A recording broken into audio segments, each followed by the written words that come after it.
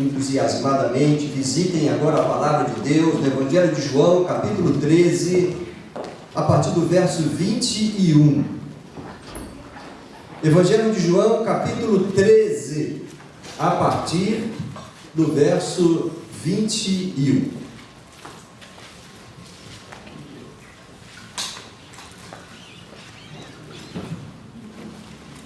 Uso a versão Nova Almeida atualizada, e nesta versão, João 13, 21, diz o seguinte: depois de dizer isso, Jesus se angustiou em espírito e afirmou: em verdade, lhes digo que um de vocês vai me trair. Então os discípulos olharam uns para os outros, sem saber a quem ele se referia. Ao lado de Jesus estava reclinado um dos seus discípulos, aquele a quem ele amava. Simão Pedro fez um sinal a esse para que perguntasse a Jesus a quem ele estava se referindo, a quem Jesus se referia.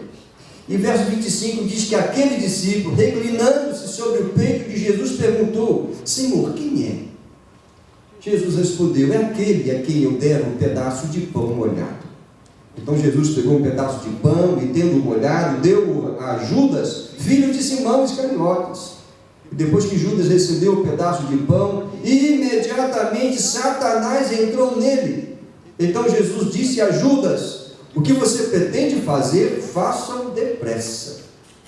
Nenhum dos que estavam à mesa entendeu porque Jesus tinha dito isso, pois Judas era quem trazia a bolsa do dinheiro. Alguns pensaram que Jesus tinha dito a ele: compre o que precisamos para a festa, ou então que havia solicitado que desse alguma coisa aos pobres. Assim, tendo recebido um pedaço de pão, Judas logo saiu, e era noite. Obrigado, Senhor, pela tua palavra. Ela revela-nos o Senhor, o amor do Senhor.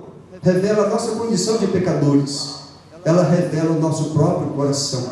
Mas muito mais, ela revela que para todos nós há salvação em Cristo Jesus. Fortalece-nos nesta hora. Convence quem precisa de convencimento acerca da urgência da salvação, e que essa salvação só está pela fé em Cristo Jesus. Abençoa a tua igreja nesta hora. No nome de Jesus é que oramos. Amém. Amém. Sente-se. Vamos pensar nesse texto. E esta mensagem é ainda da série O Evangelho Puro.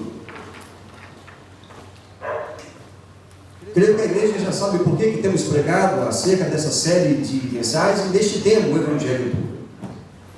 Mas eu quero diretamente ao texto. Esse texto, essa narrativa que acabamos de ver, tão impactante.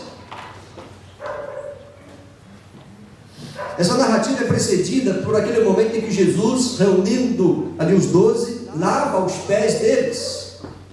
Jesus lava os pés dos discípulos, cada um deles. A cena é descrita nos versos 1 a 20, não vou ler, é um pouco extensa. A gente destaca ali que Jesus fez aquilo intencionalmente, com um propósito bem definido, muito embora às vezes não se perceba numa simples leitura. Então Jesus, ao fazer isto, ele está num momento dando um exemplo, dizendo da expectativa que ele tinha para com eles, que eles seguissem fielmente o seu exemplo e os seus ensinamentos. No verso 14, por exemplo, ele diz: olha, se eu, sendo o Senhor e Mestre, lavei os pés de vocês, vocês também devem lavar os pés uns dos outros, porque eu lhes dei o exemplo, façam também. E ele mais adiante, ele vai dizer: eu espero que vocês sigam os meus ensinamentos, como vocês viram também o meu exemplo. Veja que, enquanto Jesus faz isso, fala isso, ele agora vai entrar no outro momento, e ele serve inclusive Judas, lavando os pés de Judas, mas ele logo vai denunciar. Os outros não perceberam que Jesus estava falando de Judas, talvez João, talvez Pedro, mas eles não perceberam.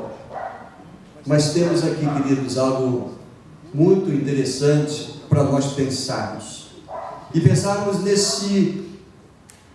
nessa linha de raciocínio acerca do Evangelho puro. Que o Evangelho puro condena o coração endurecido. O Evangelho, mas o Evangelho não salva? Sim, salva aqueles que creem, mas o Evangelho também é condenação para os que não recebem a sua mensagem. O Evangelho oferece a salvação, mas aos impenitentes, aos de coração duro, o Evangelho é condenação. E o que nos chama mais atenção é que dos 12, um se perdeu. Não que Jesus não soubesse, que ele ficou assim, surpreso, Jesus já sabia. Mas esse exemplo aqui está para ensinamento. Por que Jesus, inclusive, deixou que Judas permanecesse com ele cerca de 3 anos, vendo aquilo tudo que ele fazia, ouvindo seus ensinamentos, para atraí-lo no final? Tem propósito. Aqui, no mínimo, tem essa lição para nós. Um coração endurecido não recebe as bênçãos do Evangelho, o Evangelho puro, do amor de Deus que nos salva em Cristo Jesus. Jesus chega a citar o Salmo 41, verso 9, fazendo referência a Judas. O meu próprio amigo íntimo levantou contra mim o meu calcanhar, diz um salmo. E no verso, especificamente o verso 18, ele está dizendo: para que se cumpra a Escritura, aquele que come do meu pão levantou contra mim o seu calcanhar. Esse é exatamente o Salmo 41, o verso 9. Cabe destacar aqui que Jesus não era uma vítima involuntária de uma traição e morte. Jesus sabia de cada pensamento, de cada passo, de cada trama, de cada ajuste que Judas já houvera feito para entregá-lo, para depois ser crucificado.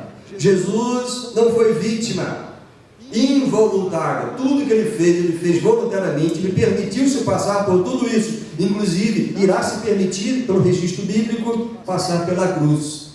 E aquilo que antecedeu a cruz, toda humilhação, espancamento, traição e etc. Jesus não foi tomado de surpresa com essa traição de Judas.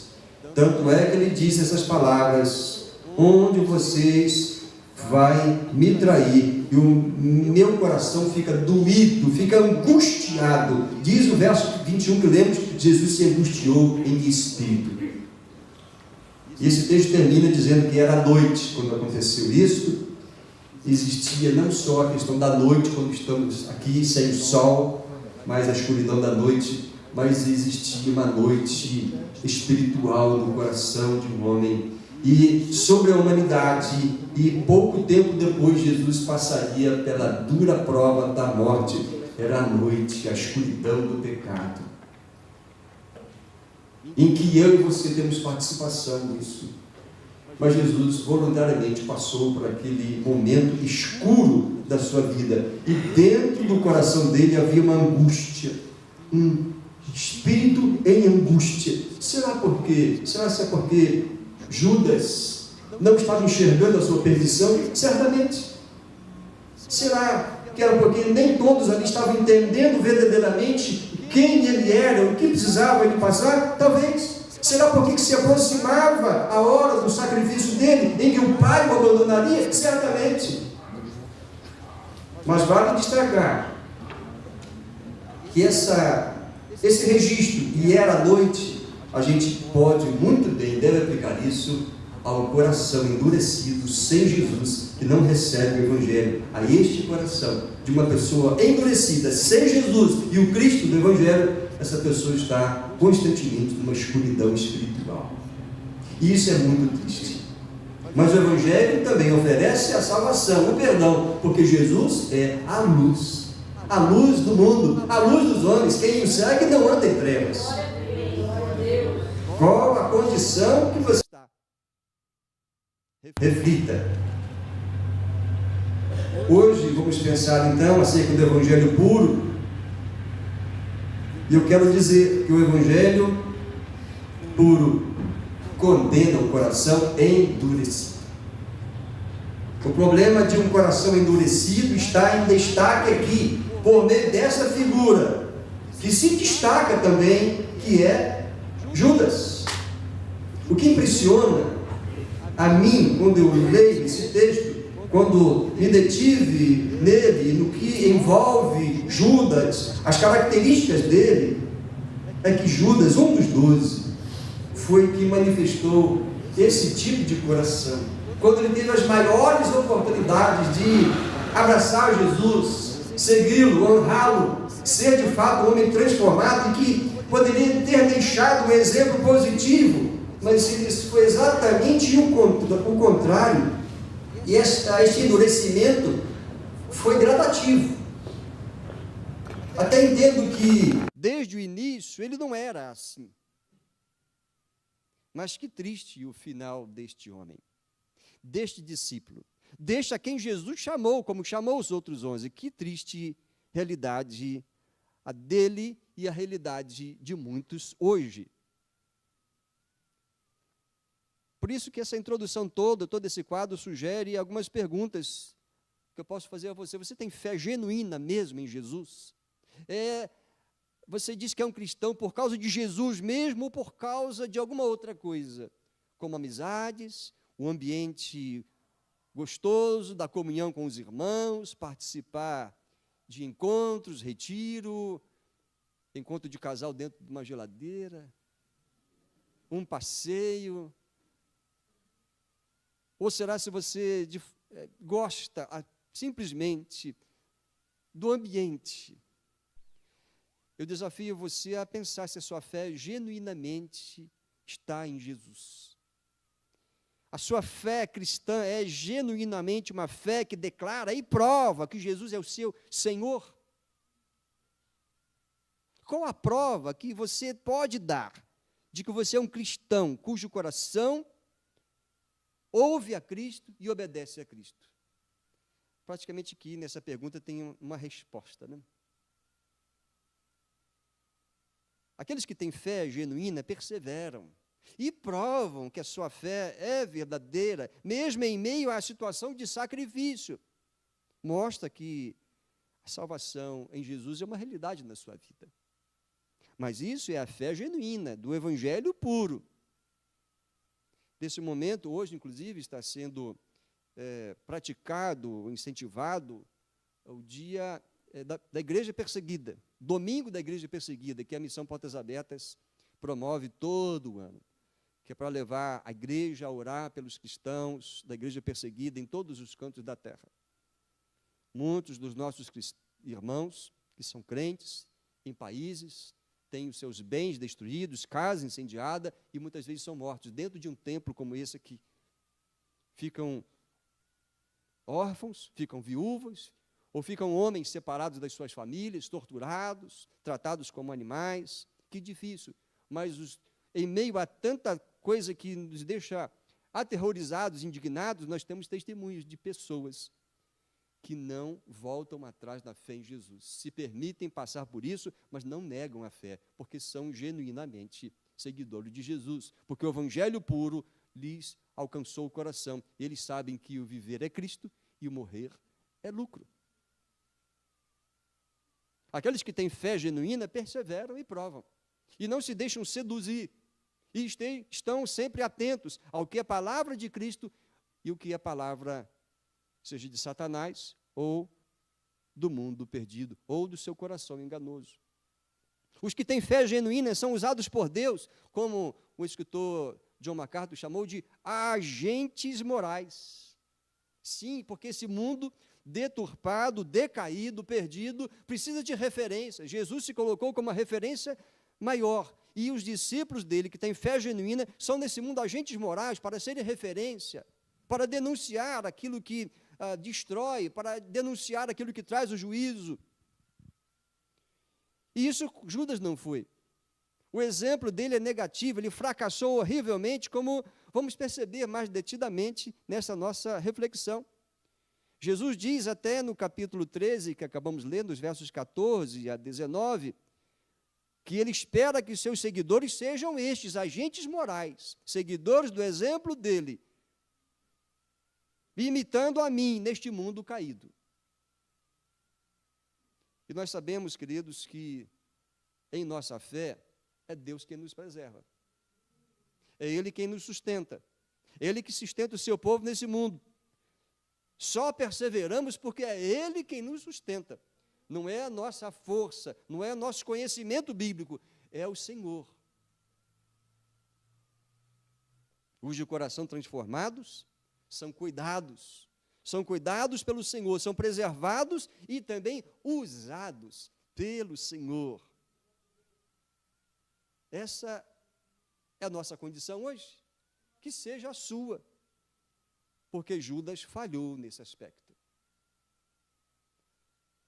Não foi nem um agente moral e nem um verdadeiro discípulo, porque o seu coração, ainda que ele escondesse os seus intentos dos outros, não escondeu de Jesus. Por isso, quando pensamos no Evangelho puro, eu enfatizo que o Evangelho puro faz com que os verdadeiros crentes, é o Evangelho puro que faz com que os verdadeiros crentes preservem essa fé. Porque o Evangelho é ensino, é estilo de vida, é pão, é alimento, é o Evangelho, que se resume nos mandamentos de Jesus e na sua missão.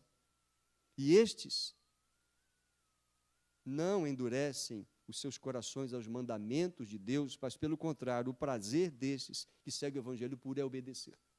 Imagina, Judas, quantas mensagens ouviu?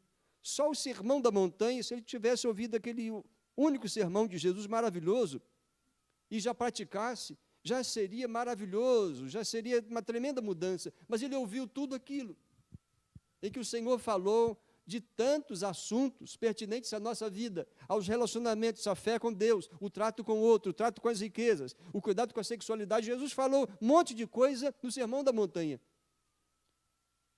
Inclusive falou sobre riquezas. E falou do lugar do reino de Deus.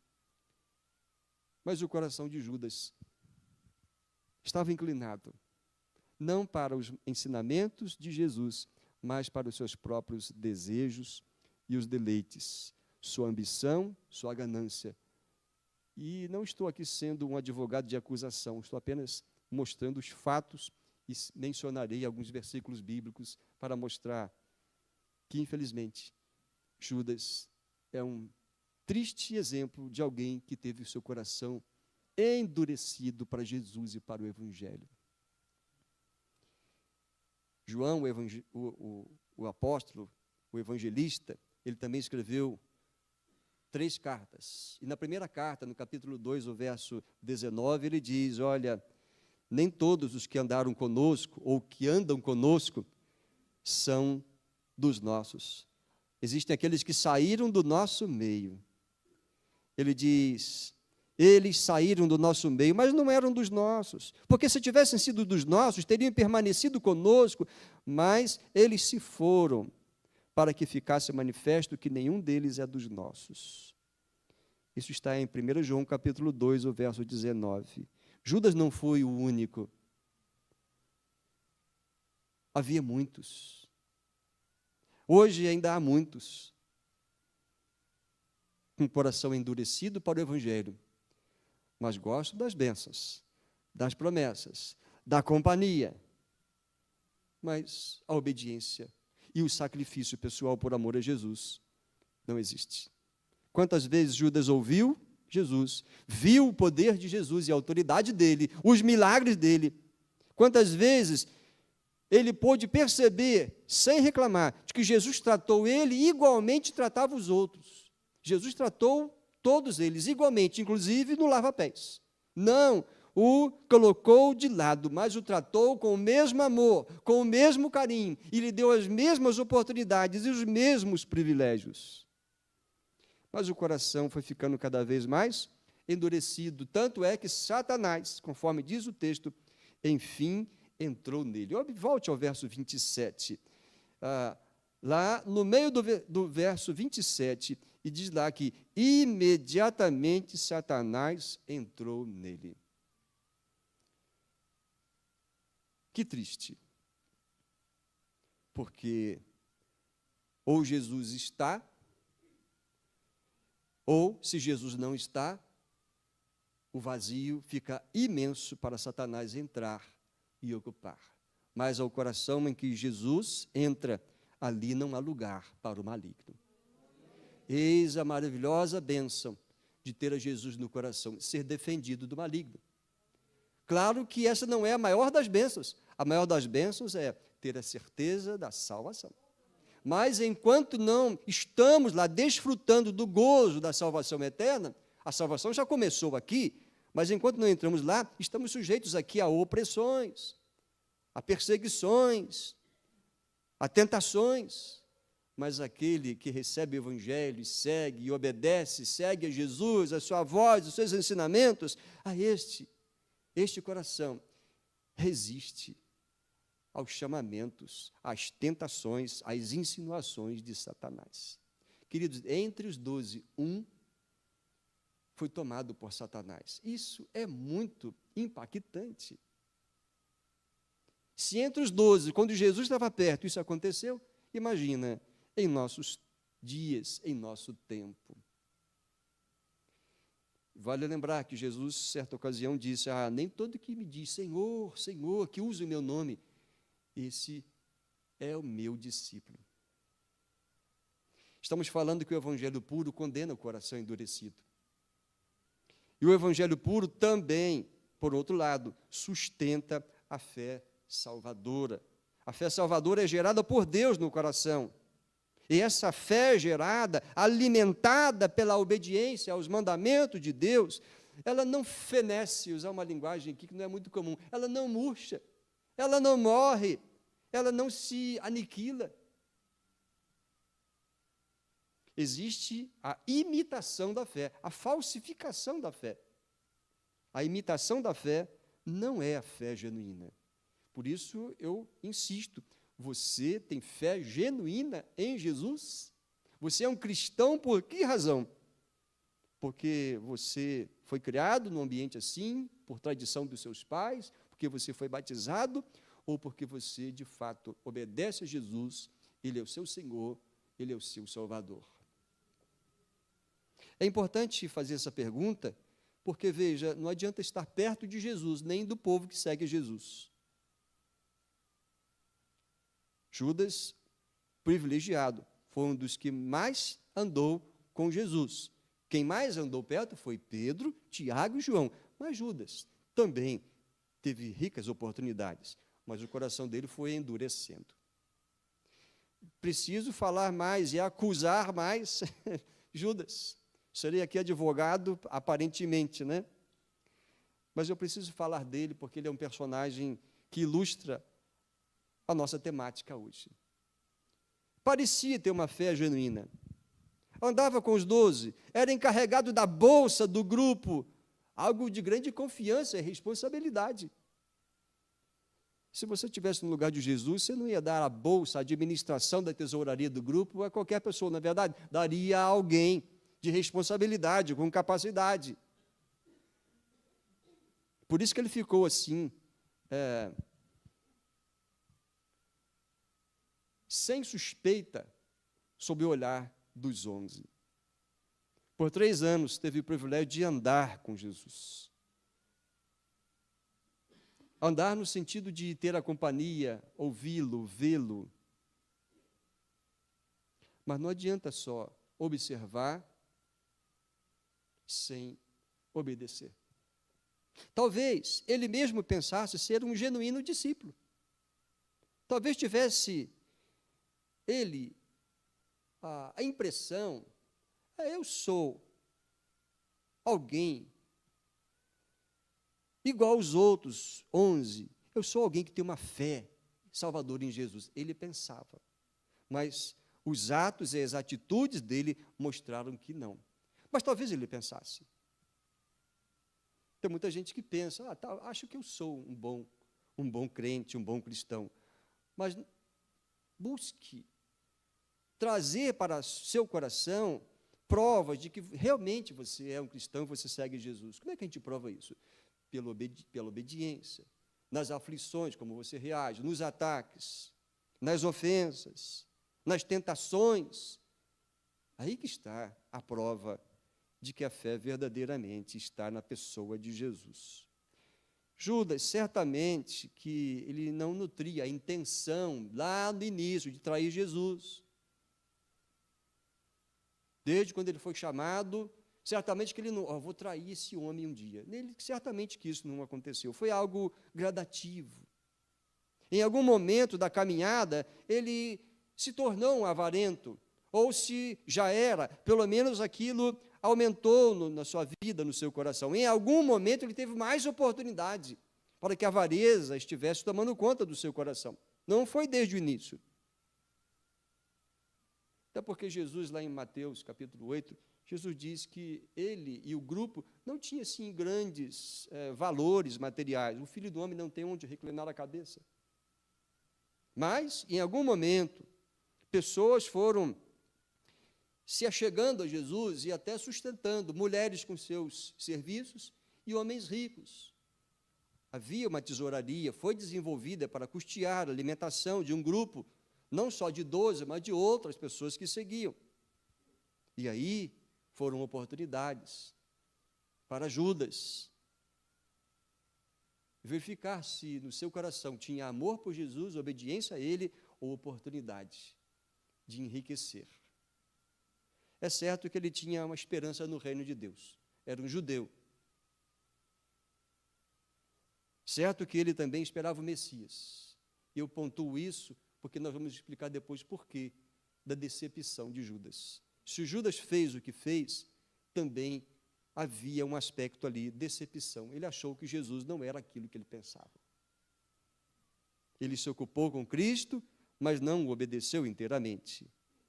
Não foi sem razão que Jesus observou, no capítulo 12, os versos 15 a 19, isto: eu lhes dei o exemplo. Olha, o servo não é maior que o seu senhor. Vocês sabem essas coisas. Se vocês praticarem os meus ensinamentos, vocês serão bem-aventurados. Não falo a respeito de todos, pois eu conheço aqueles que escolhi. Judas era conhecido por Jesus, ou conhecido de Jesus. Mas, para se cumprir a Escritura, aquele que come do meu pão levantou contra mim o seu calcanhar. Na verdade, Judas era um irregenerado. Já ouviu essa palavra? Ele era um não regenerado. Olha só, ficou mais fácil, né? Judas, ele não nasceu de novo. E a resposta do porquê que Jesus manteve Judas no seu quadro apostólico é que está aqui, para que fosse cumprida uma profecia.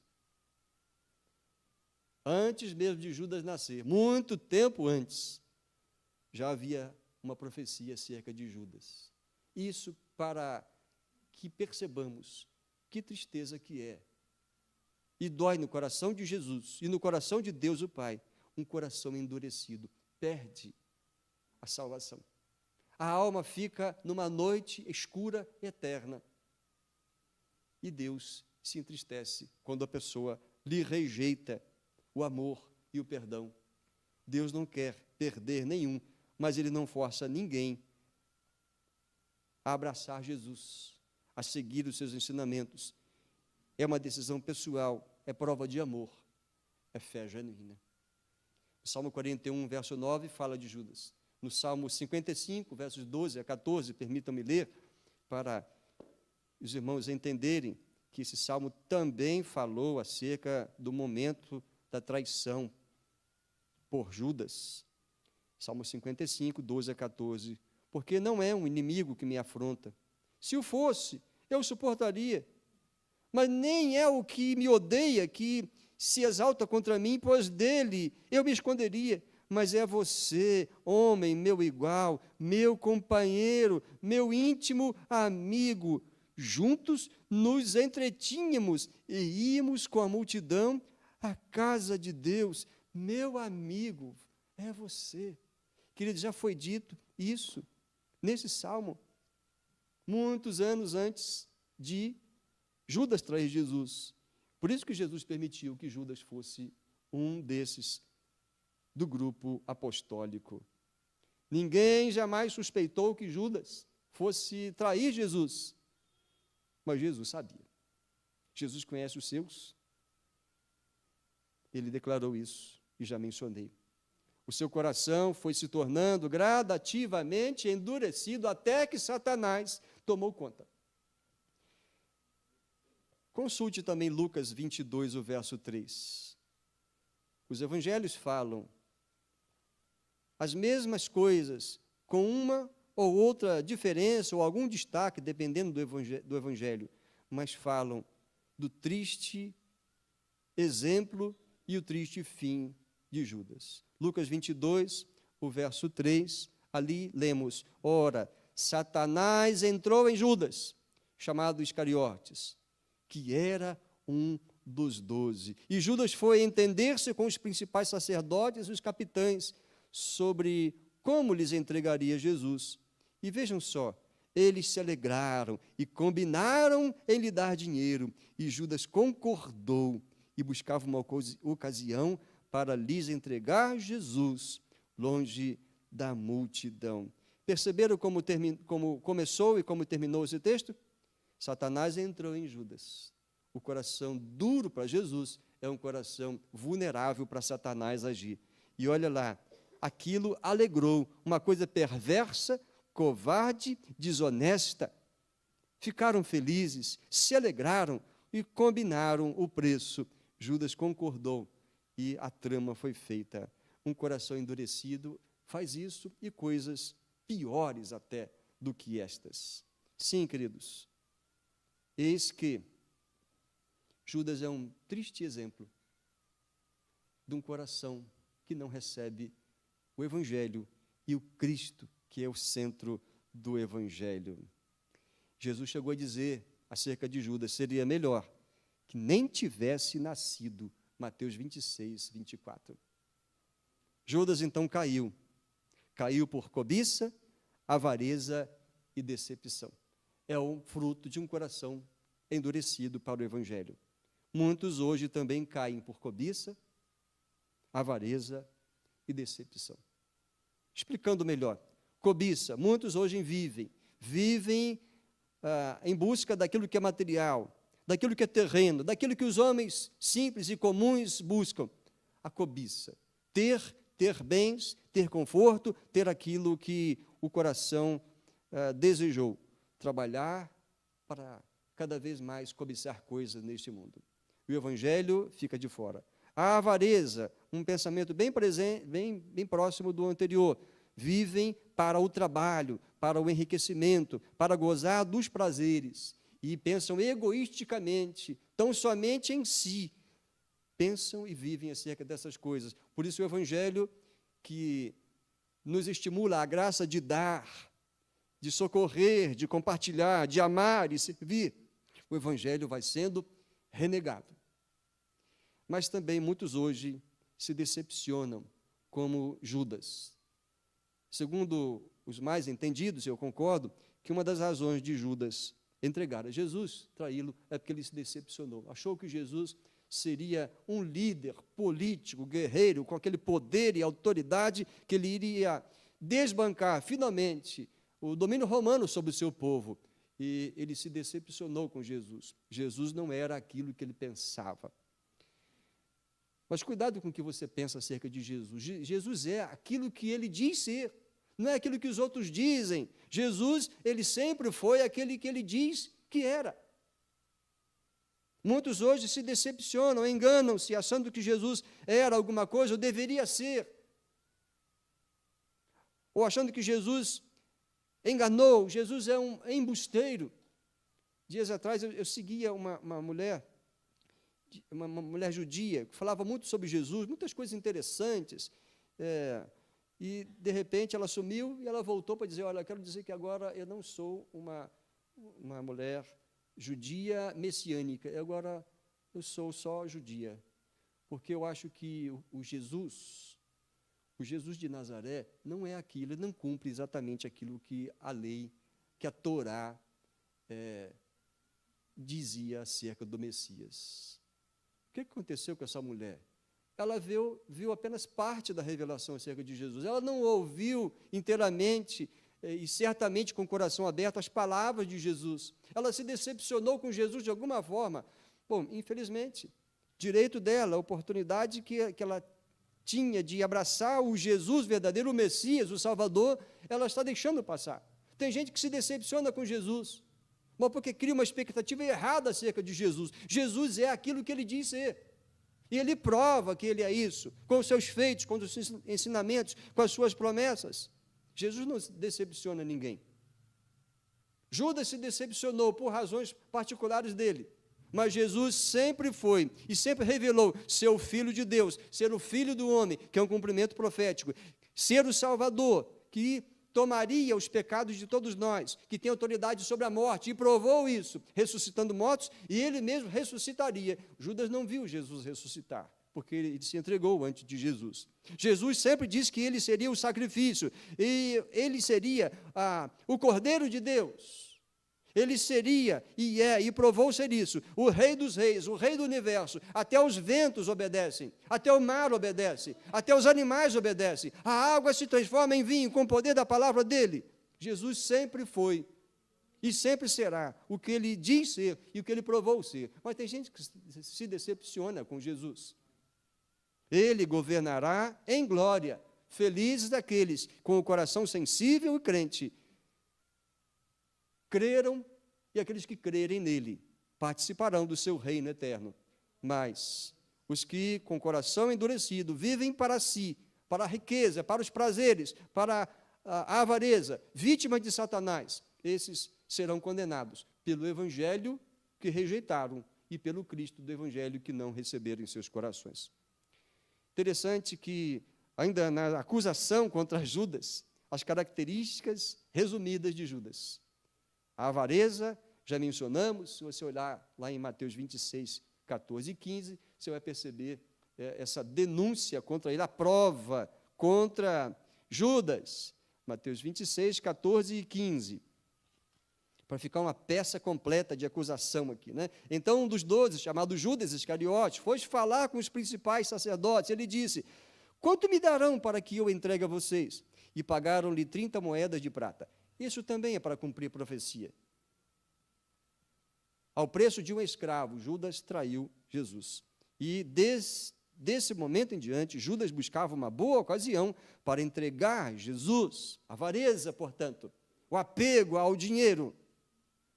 Outra característica de Judas foi a sua hipocrisia. Em João capítulo 12, os versos 5 e 6, nós consultamos esse texto e lemos o seguinte: esse perfume, por que esse perfume não foi vendido por 300 denários? Mesmo os 300 denários é quase um ano de um trabalhador comum, era uma boa quantia.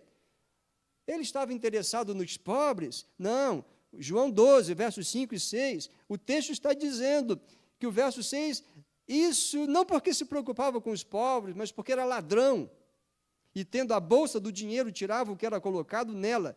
Mas Jesus disse: deixe essa mulher, ela está preparando o meu corpo para o sepultamento. É aquele episódio em que Jesus é ungido em Betânia com um perfume caríssimo. Aqui está uma característica também de Judas, a hipocrisia. Ele não estava interessado em pobres, ele foi hipócrita e a própria palavra de Deus o denuncia. Não sou eu que estou interpretando, estou apenas dizendo o que diz o texto. Ele foi desonesto. Aqui a intenção dele não era pobres, ele estava sendo também desonesto. Claro que a principal característica dele é a traição, e a gente lê acerca disso, Marcos 14, o verso 10. Preciso fazer isso hoje excepcionalmente. O juízo sobre Judas já está determinado, não sou aqui simplesmente um acusador dele, só estou usando o exemplo ruim dele para pensarmos num coração duro, que rejeita o evangelho puro. Marcos 14, 10 diz o texto que Judas Iscariotes, um dos 12, foi falar com os principais sacerdotes para lhes entregar Jesus. A prova da traição, da covardia, da traição aberta, coisa que vemos em Lucas 22, 47 e 48. Enquanto Jesus ainda falava, eis que chegou a multidão, e um dos 12, que se chamava Judas, vinha à frente deles e se aproximou de Jesus para o beijar. Temos que parar nesse beijo aqui um pouco. Lucas 12, 47. O texto diz que Jesus, porém, disse: Judas, com um beijo você trai o Filho do Homem? Queridos, beijo, como é que era isso? Naquela cultura, os escravos beijavam os pés dos seus donos, pedindo misericórdia. Aos alunos, beijavam as mãos do mestre, num sinal de reverência. Mas o beijar no rosto, abraçar e beijar no rosto, era para poucos, era para amigos íntimos, era para pessoas especiais, não era para qualquer pessoa.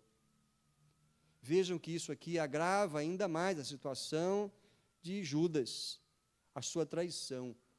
Com um beijo você vem trair o Filho do Homem? Jesus ali mostrou que ele conhecia o coração de Judas, e ainda assim Judas não se arrependeu, não voltou atrás, não pediu perdão, coisa que vemos de forma diferente, atitude diferente de Pedro depois de negar a Jesus. Sim, resumidas as características de Judas: avareza, hipocrisia, traição, desonestidade, mas ele fica também com uma característica ruim, o remorso. De que adianta o remorso se ele não for seguido por arrependimento? Só ficar no remorso, isso não resolveu a situação de Judas. Em Mateus 27, os versos 3 e 4, fala desse remorso. Então Judas, que o traiu, vendo que Jesus havia sido condenado, tocado de remorso, devolveu as 30 moedas de prata aos principais sacerdotes e aos anciãos, dizendo: pequei, traindo sangue inocente. Eles, porém, responderam: que nos importa? Isso é com você. Então Judas, atirando as moedas de prata para dentro do templo, retirou-se e se enforcou. Poderia ser um outro fechamento, se ficasse apenas no verso 4 e depois o verso 5 não existisse, mas tivesse um outro versículo e procurasse Jesus e diga: Senhor, eu errei tremendamente, me perdoe, ele teria recebido o perdão. Mas ele ficou no remorso, e do remorso ele foi para seu autoextermínio. Remorso. De que adianta isso? Para terminar essa lista, Atos 1, 18, fala que este homem adquiriu um campo com preço de iniquidade e, caindo de cabeça, rompeu-se pelo meio e todos os seus intestinos se derramaram. Eis aqui o registro de que a corda não aguentou o peso, ele caiu, então ele morreu. Morreu pelo seu remorso, morreu de forma estúpida, porque o seu coração permaneceu duro, mesmo com remorso. Remorso não é um bom sentimento, ele tem que ser logo abandonado e buscar o refúgio do perdão, e Deus está pronto para oferecer o perdão ao pecador, confesso. Sim, queridos, Judas caiu porque o seu coração foi duro. O Evangelho nada pode fazer por um coração endurecido. Satanás entrou em Judas, diz Lucas 22, 3, que já lemos. Mas Satanás entrou em Judas porque Jesus não pôde entrar no coração dele e ali permanecer. Mateus 27, 5 fala desse fim triste, que já lemos também esse texto. Esse é o fim triste do pecador que não quis o caminho do arrependimento. Mas eu preciso amarrar isso à nossa vida hoje, nesse tempo que estamos vivendo. E aí a gente enfoca isso para encerrar essa mensagem. Estar perto de Jesus não é suficiente. assim como estar perto do povo de Deus, não é suficiente.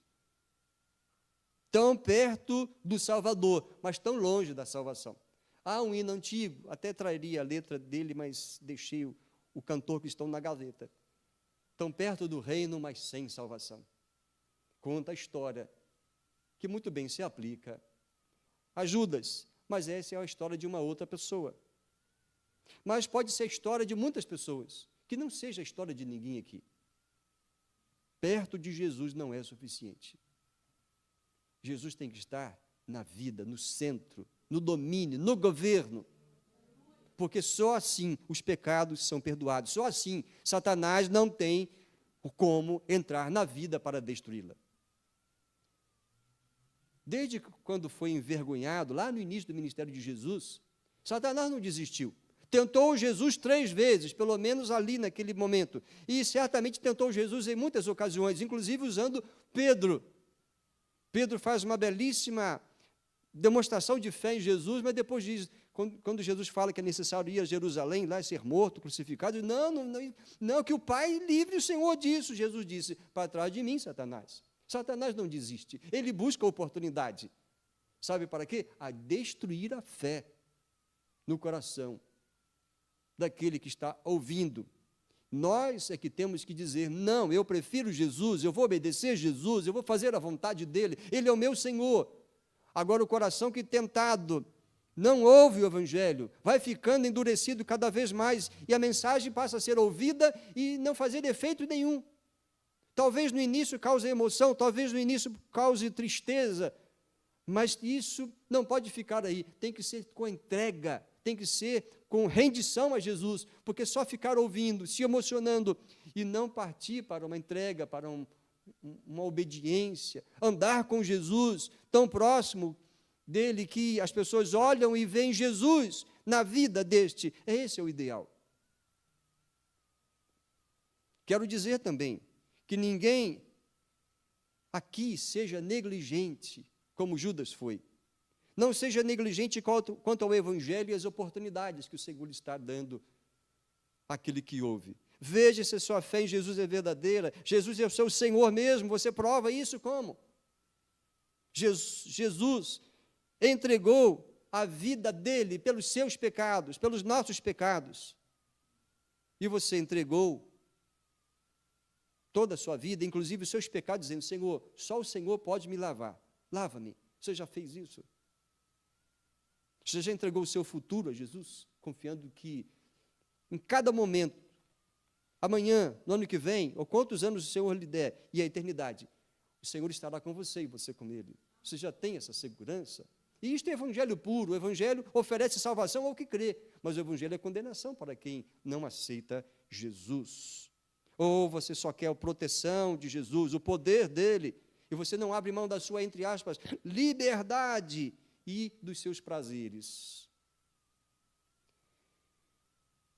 Judas, ao querer enriquecer, estava dando lugar à carne e não ao espírito. Aquele que só investe na carne, Paulo vai dizer, vai colher corrupção, mas quem investe no espírito vai colher vida e vida eterna. Não tenha atitude amigável com Jesus. Ele pode nos tratar como amigos. Ele tratou os seus 12 lá como amigos, e Judas estava incluído. Mas nós temos que nos colocar na condição de servos dele. E ele, amoroso como é, não vai nos tratar simplesmente como servos, vai nos tratar como irmãos e amigos. Mas não confunda. Não tenha uma atitude amigável, simpática com Jesus, mas tenha Jesus como Senhor, como dono, e como aquele que purifica a sua alma e não a outro. Então, honre a Jesus, obedeça aos seus mandamentos. Ele levará você, enfim, para a eternidade. Há um coração duro, só resta a escuridão da alma, a noite escura de uma alma irregenerada. E diz o final do texto, era noite por causa da hora, ou era também noite espiritual no coração de Judas? Jesus ficou angustiado. Era um que estava se perdendo. E isso entristece o coração do Senhor. Ele não quer que nenhum se perca. Mas Ele só pode salvar aquele que crê no Evangelho. Vá a Cristo se não foi, mas vá com o coração completamente submisso, arrependido, disposto a tê-lo como Senhor. Tem gente que só quer a salvação. Ele é meu Salvador, mas ele tem que ser Senhor também. Não há como dizer, eu tenho Jesus como meu Salvador, ele não ser o seu Senhor. Seguir a Jesus implica em sacrifício. Mas eu digo que vale a pena qualquer sacrifício para seguir a Jesus. Abrir mão do que for na face da terra, mas para seguir a Jesus. Porque tudo que alcançarmos nesse mundo, ou através desse corpo, ficará aqui. Mas em Jesus, recebemos dele vida eterna. E não há nada que possa compensar ou comprar essa vida eterna. Só Jesus pode nos dar. Perceba, queridos, o último contato de Judas com Jesus foi com um beijo. Mas não foi aquele beijo de alguém que ama Jesus. Foi um beijo hipócrita. Que triste. Termino dizendo, o verdadeiro discípulo, aquele de coração sensível,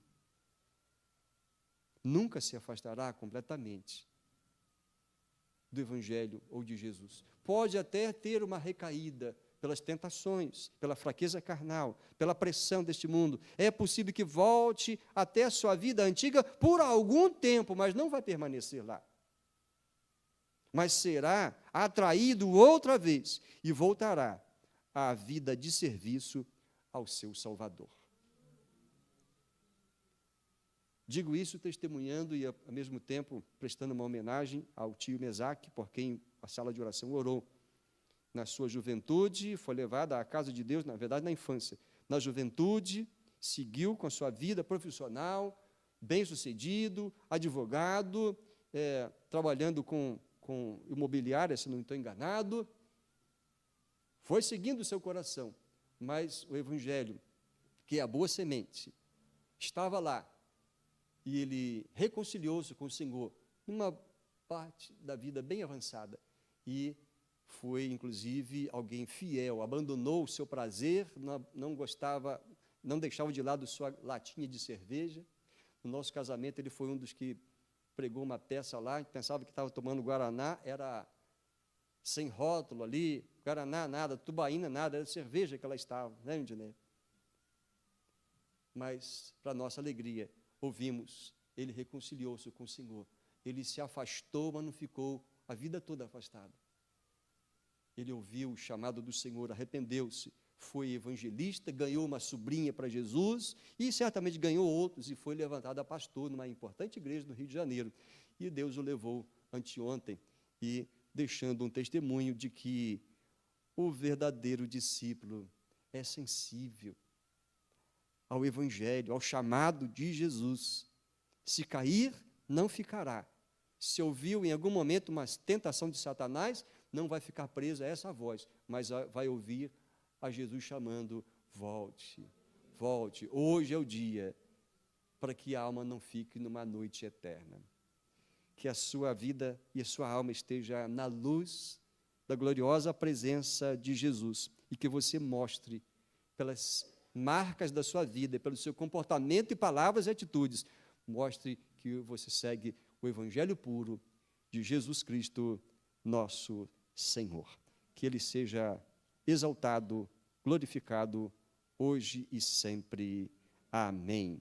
E me cumpre, nesta hora, estimular você a uma oração.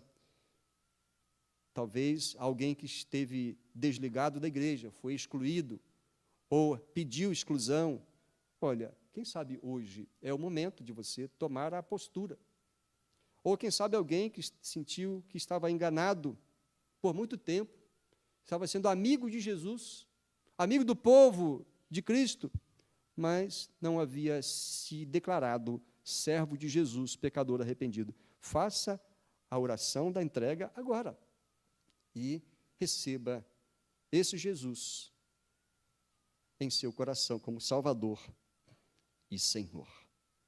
Feche os seus olhos. Em uma oração pessoal, dê uma resposta ao Senhor, ao final desta mensagem. Senhor, eu agradeço nesse momento pela clareza do Evangelho e pela oportunidade que o Senhor nos deu de estar agora em paz com o Senhor.